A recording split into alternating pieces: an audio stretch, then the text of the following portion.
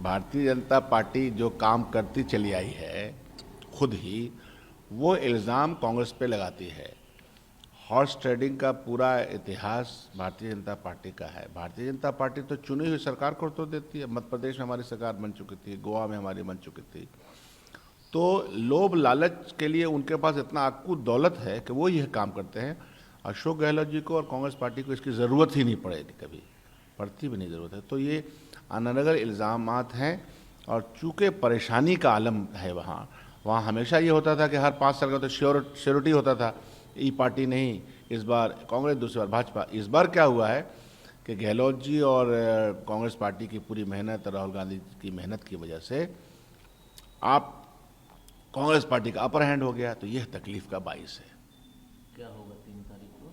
अच्छे रिजल्ट आएंगे, परिणाम अच्छे आएंगे, देशवासियों के पक्ष में परिणाम आएंगे। देशवासी जुमलेबाजों से सावधान हो चुका है, वो उनके पक्ष में नहीं रहेगा और राहत का सांस लेगा कि कहीं ना कहीं खिड़की तो खुली। और ये सेमीफाइनल का मैच है, 2024 का फाइनल मैच हो जाएगा। और उस फाइनल मैच में जो सरकार आज है देश में वो नहीं रहेगी। देखिए स्थिति समझिए, बहुत ही क्लियर है। 10 साल हो चुके हैं।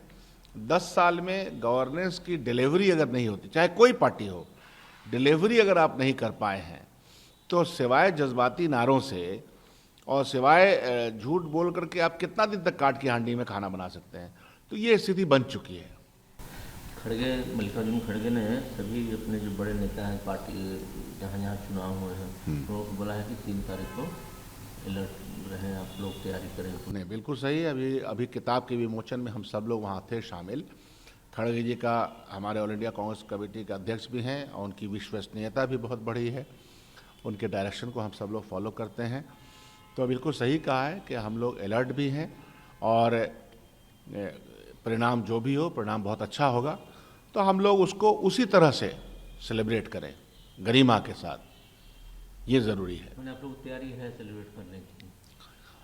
तैयारी है, तैयारी रिजल्ट होनी भी चाहिए। कौन पॉलिटिकल पार्टी है या कौन इंडिपेंडेंट जो कंटेस्ट करता है वो जीतता है। रिजल्ट निकलने तक सब जीतता है भाई, ये तो परंपरा रही है। लेकिन जितने भी सर्वेज रिपोर्ट आप आ रहे हैं, कहीं पर कांग्रेस माइनस नहीं ना है भाई। तो आप समझ लीजिए, भारतीय जनता पार्टी का जितने भी तंत्र हैं वो उसको नंबर 1 पे दिखा देती है। तो दिखाए, हाथ कंगन को आरसी किया, पढ़े लिखे को फारसी किया, कल पता चल जाएगा। अच्छा, ये कुछ दिन पहले जो शरद पवार ने इस्तीफा दिया था, अजीत पवार उनके भतीजे हैं, उन्होंने इसको नौटंकी करार दिया। ये नौटंकी बात। शरद पवार जी हमारे इंडिया गठबंधन के बड़े नेता हैं, एक्सपीरियंस नेता हैं। भतीजे साहब उधर चले गए, पहले ही भी एक बार गए थे। ये दोनों की जो पार्टी है ऊपर पे जो सरफटौल है, तो बहसियत कांग्रेस पार्टी के मैं इस पर कुछ नहीं बोलूँगा। महुआ मोइत्रा का मामला को टेबल पर रखा जाएगा। पार्लियामेंट का सेशन शुरू हो रहा है पहले दिन में। पार्लियामेंट के अंदर जो पार्लियामेंट की डिसिप्लिन कमेटी है या वो सब चीज़ें वहाँ से आई हैं, पार्लियामेंट के अंदर जो फैसला होगा सबको मानना होगा, उसमें क्या दिक्कत है।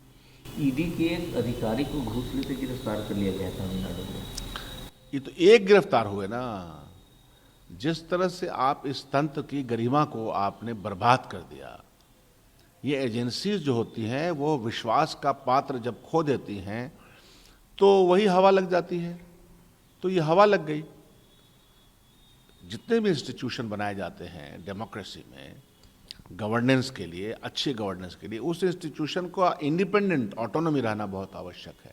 किसी के लिए भी हो, मैं आपके चैनल से बोल रहा हूँ, किसी के लिए, किसी की भी गवर्नमेंट आए, उसका मिसयूज होना, दुरुपयोग होना, और दुरुपयोग कितना बड़ा हम सब लोगों ने देखा। अगर कोई पापी है तो आपके साथ आकर के वो गुनहगार नहीं होगा, वो अच्छा हो जाएगा, ये कोई नीति नहीं है ना। सबको आपने पापी बोला, और फिर जब आपके साथ आ गए तो बड़े सवाब वाले हो गए। ऐसा नहीं होता है। और आपको ऐसी मिसालें बहुत मिल जाएंगी भारतीय जनता पार्टी के मामले में। वो वेस्ट बंगाल की राजनीति में जो लोग भी थे, पापी बोला, साथ में आए तो एकदम बढ़िया हो गए, गुनहगार नहीं रहे। आज के दिन में जो बढ़ चढ़ के बोल रहे हैं आसाम के मुख्यमंत्री के खिलाफ, तो पूरा एक चला, अब उनके साथ सबसे अच्छे पात्र हो गए। तो भारतीय जनता पार्टी की दिक्कत क्या हुई है कि उन्होंने संस्थागत तरीके से संस्थाओं को की ऑटोनॉमी पर अटैक किया, उसको अपने लिए इस्तेमाल करने का प्रयास किया। तो उसमें यही सब घटना घटेगी। रेणुका चौधरी कहती हैं कि बीआरएस ने हमारे 12 एमएलए को अपने साथ ले गए, लेकिन जब स्थिति बदली है उन लोग का फिर से हम लोग पर फोन कॉल आना शुरू हो गया है। मैं तो था तेलंगाना में देखिए, कांग्रेस पार्टी ने तेलंगाना दिया, सोनिया गांधी जी की बहुत इज्जत है वहाँ, क्योंकि उन्होंने तेलंगाना दिया।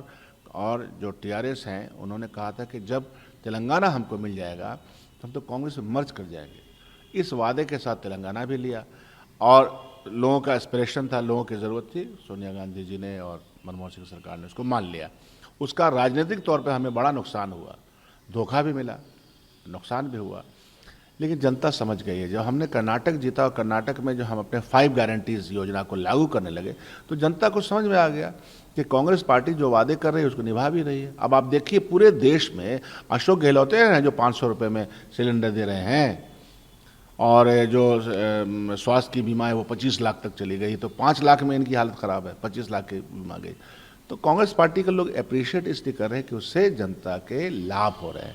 ये लाभकारी योजना है, वहाँ लोगों को विश्वास हो गया है, इसलिए आप देखिएगा तेलंगाना का रिजल्ट कांग्रेस के पक्ष में आएगा।